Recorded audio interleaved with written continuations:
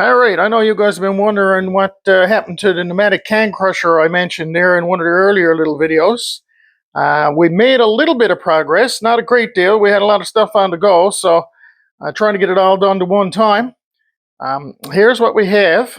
We have the core bit right here. We're going to cut this out and put the can into it, and flatten her that way. The piston will go up and down in here, and we'll have her welded over on the bottom.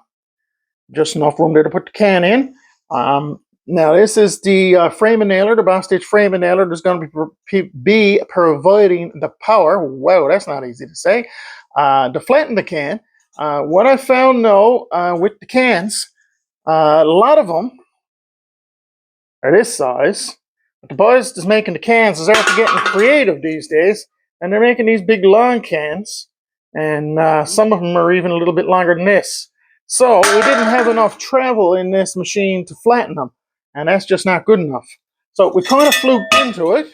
What we got done, this here is the cylinder. Let's see if we can get it out here. Okay, so this is the cylinder right here that usually your piston goes up and down into. And you can see it's like not very long. It's not long enough for to flatten that can properly. So what we got done, we fluked into this. This is a tube out of a DeWalt grease gun. And it's just like winning the lottery, and I can't seem to do that. Otherwise, I'd have a lot more time to be doing this stuff. They wouldn't be making me go to work during the week. But if you heat up this aluminum cylinder with the torch a fair bit, you can bang this in here with the hammer, and it fits perfect. Like, what's the chances, seriously? Anyway, what we got now is a really long cylinder. And as you can see, we got plenty of travel to flatten that can. So what we did, we just took down the diameter on this piston a little bit. Didn't need very much, and kind of ground her in a bit again. And so we got that done, took the driver blade out of it. So that fits perfect in that grease gun tube there now. And we got a bolt that'll fit the treads into that there. That's a fine metric. So what we're going to do, we're going to get like maybe a piece of pipe or something for a push rod, something half solid, and weld it onto that and screw into there. That'll go up into the top of that. So this will go down in there like so. You get the general idea. This thing here even got treads on the bottom of it, so it screws on with a little cap. I'm going to put a bushing in this the right size for our push rod that's connected to the piston, like that. Now, the thing is, I started thinking the return on these things, the way these work, is when your piston, this thing, gets down so far, like you use most of the air to drive your nail, of course it is a nailer, it'll go down here, and when it gets past this spot right here, there's usually a bit of rubber covering these holes. But the air will force out of here and go around and drive the piston back up. We're not going to be able to use this right now because we got the cylinder way down here.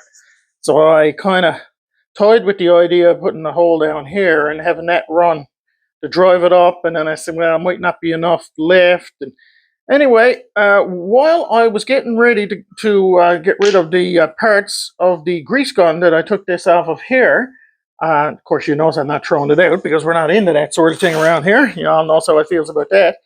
I found a spring.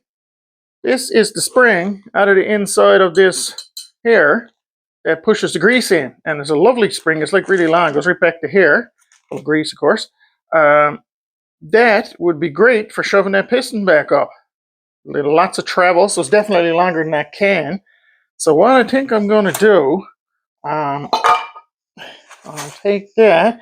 I'll have this here like this. So what we're going to do, we're going to have a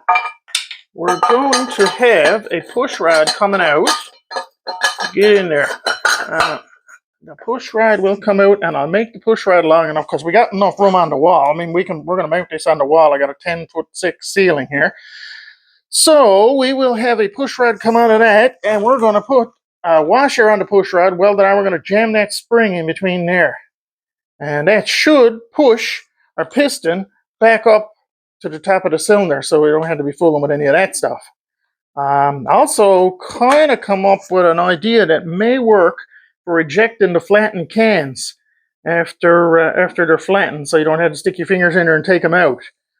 Still working on that.